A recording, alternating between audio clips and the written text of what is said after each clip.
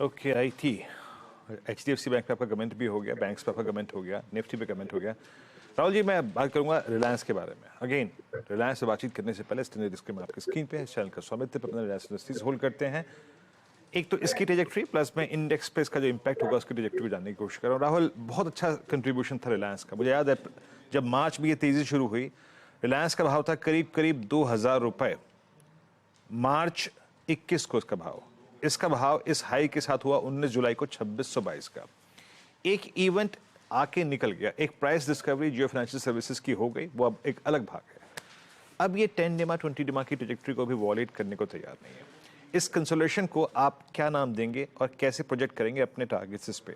मई 2022 से लेकर अब तक की ट्रेजेक्ट्री हाई लेवल्स को होल्ड करता हुआ रिलायंस पे आपका व्यू?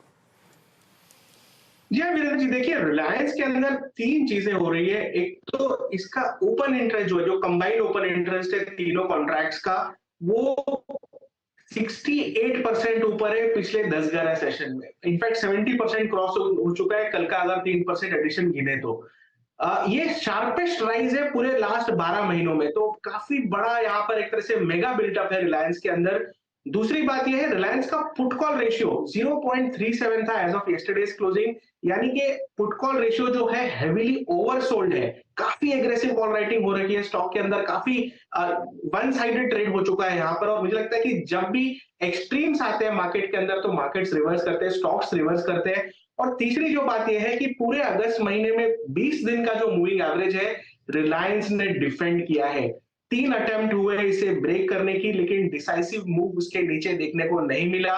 मंथली एक्सपायरी अप्रोच हो रही है, साथ ही में रिलायंस का एजीएम भी है। मैं यहाँ पर कोई प्रेडिक्शन तो नहीं करूंगा एजीएम में क्या आ सकता है, but technical setup derivatives data देखकर ये लग रहा है कि रिलायंस के अंदर एक प्री एक्सपायरी रैली देखने को मिल सकती है।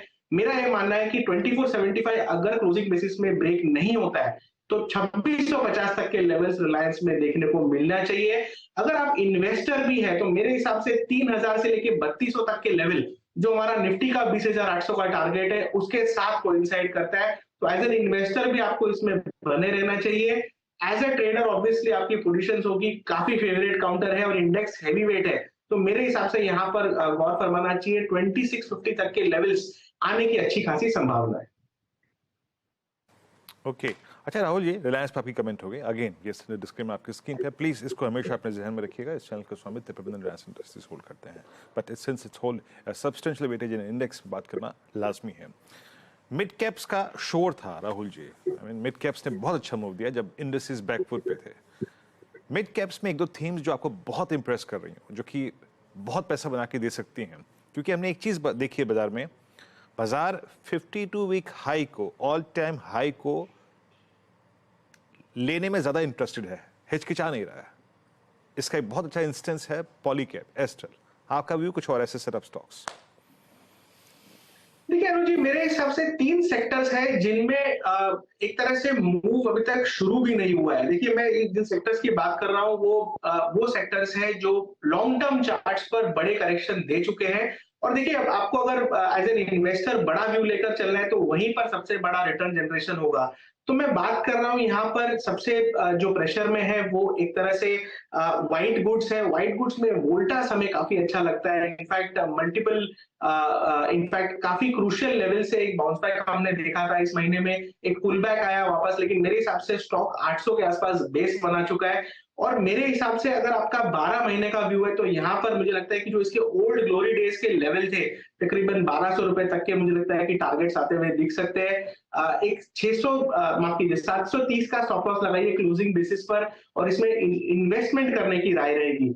दूसरा जो सेक्टर है वो है केमिकल्स में। देखिए केमिकल्स में एग्रो केमिकल्स एक तरफ है जो बहुत अच्छा परफॉर्म कर रहे हैं, रिलेटिव स्ट्रेंथ बनी हुई है। दूसरी तरफ जो स्पेशलिटी केमिकल्स है वो काफी प्रेशर में है।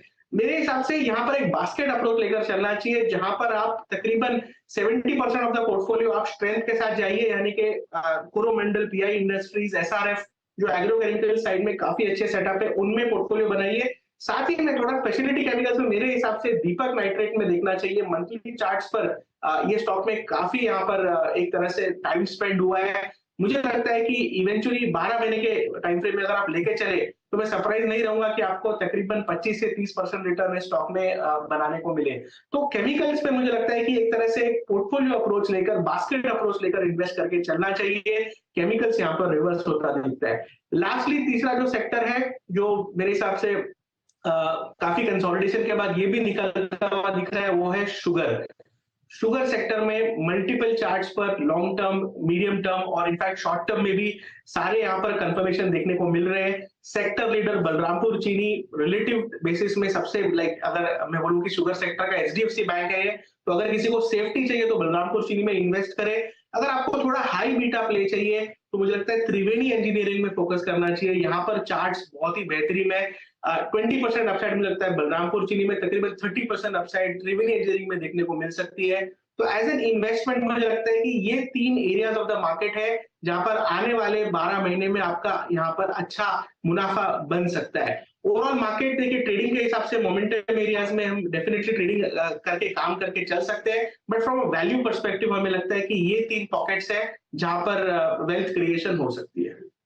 ओके राहुल जी, बहुत बहुत शुक्रिया, अच्छा लगा आपसे बात करके और अपनी मिशन फिटनेस पे कंटिन्यू रहिए। Thank you so much.